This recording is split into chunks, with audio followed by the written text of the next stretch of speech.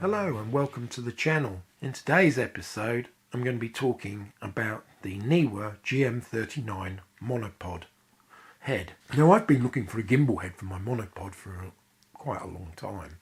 The obvious choice was the Wimberley MH100 mono gimbal head. And on paper it seemed to offer what I wanted in every way except the price, which was 455 Australian dollars, which I felt was a bit much to take a punt on. Looking around, Leo Photo have their catchily named MPG01 Mini Monopod Gimbal head, which was cheaper at $231, but still too much to pay for what I felt would be an experiment. Further research turned up the Neewer GM39 Monopod Gimbal tripod head, as it is called, and that was a more reasonable $70 Australian. Now Neewer, if you haven't heard of them, are one of the many Chinese photo accessory manufacturers that have sprung up over the last decade. Their products are generally what I would call cheap and cheerful. There are plenty of reviews out there that say the products are crap, but there are also just as many that say they're good. Now I've had mixed experience with their products. I've used quite a few and my experience has been largely positive. I like their LED video lights, which I'm using now, and their replacement camera batteries, which I am using now also. I've tried some of their filters and found them to be not that great. So I ordered the monopod head and decided to keep an open mind. I ordered the GM39 off the Neewer website and it arrived very promptly. The head was supplied in an eco-friendly cardboard box with an Allen key, an Arca Swiss plate and a set of instructions in umpteen languages. First impressions were very good. The head appears on the surface nicely finished in a black anodised aluminium with the knurled knobs finished in a matte grey. It looks quite smart. In the hand everything feels nice and solid and well put together. It's a compact, low-profile head that weighs in at a svelte 259 grams without the plate, and it has a maximum load capacity of 4 kilos. There are 3 knobs, one for tightening or loosening the Arca Swiss compatible clamp, one for adjusting the ball head, and one for the panning control. The base has a diameter of 40 mils with a 3/8 of an inch thread to allow mounting to a monopod or tripod.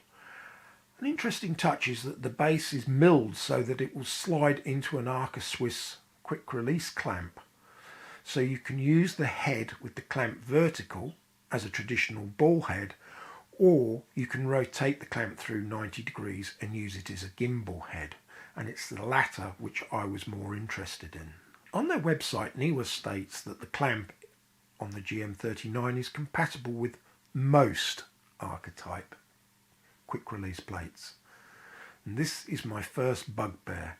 I've got numerous Arca plates knocking around, and besides the one that came with, it wasn't compatible with any of the ones I've got here, which are from Surui, Small Rig or Someway Photo.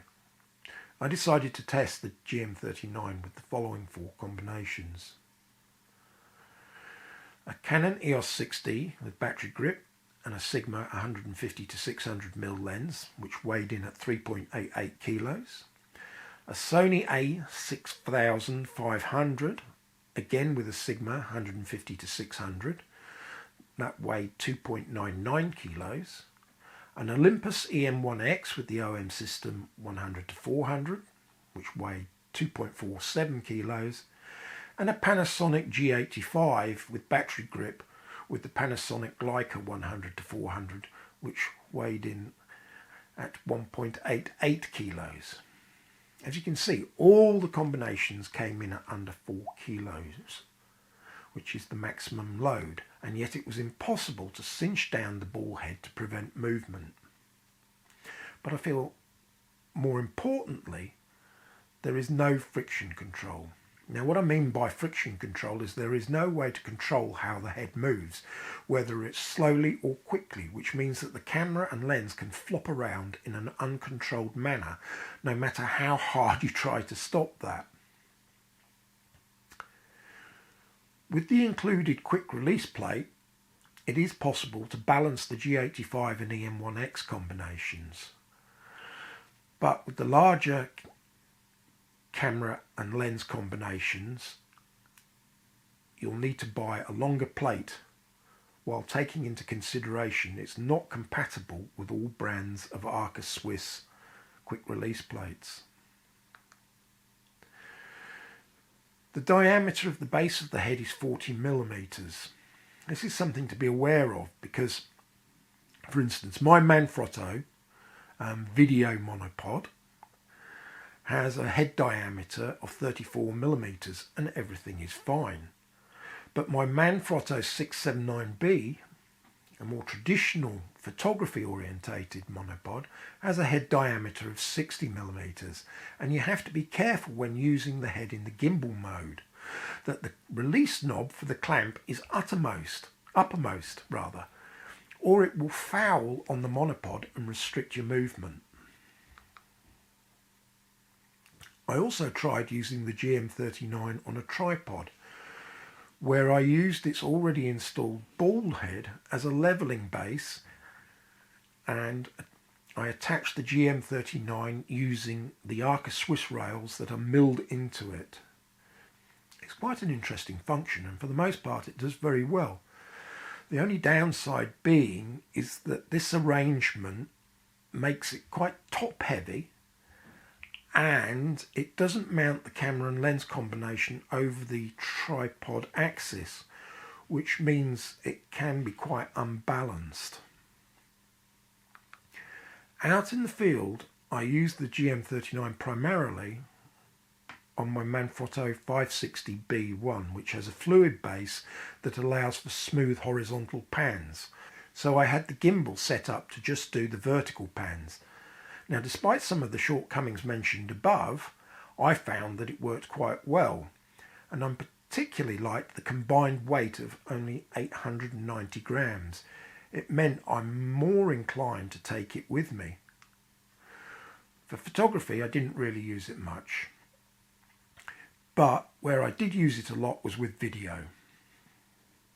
No, it's not a match for a proper video tripod and head, but it's 2.6 kilos lighter than my Sue CT3204 with corresponding Sue VH10X fluid head.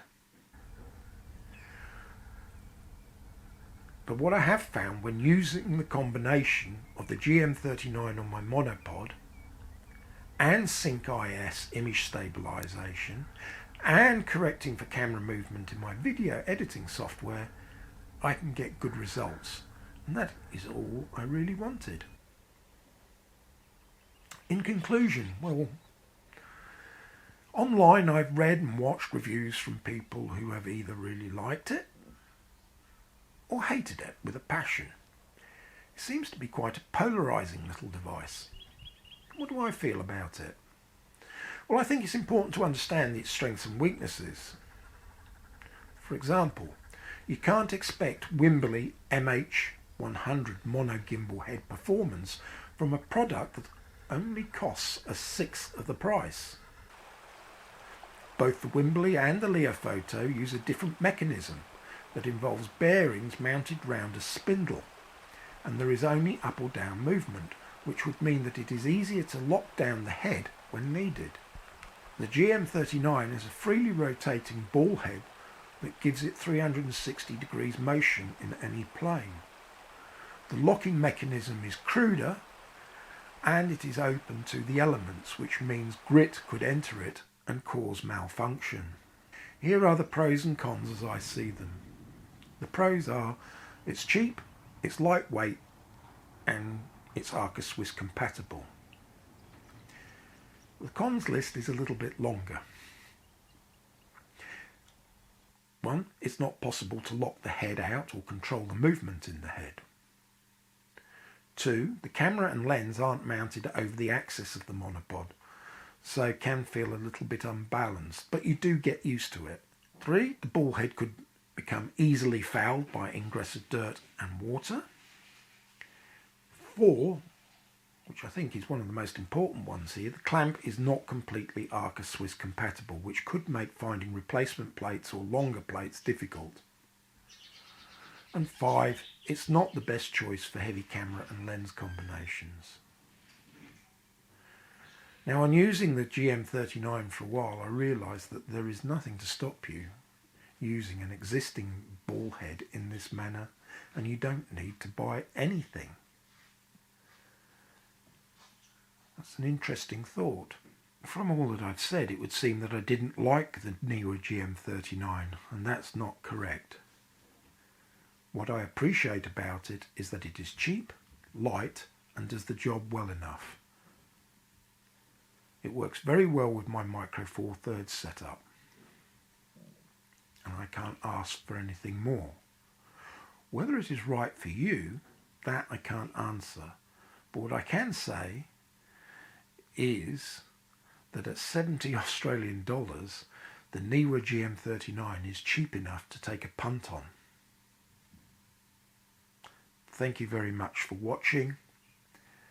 I hope you enjoyed it and found it informative, and I look forward to you joining me in the next video. Goodbye.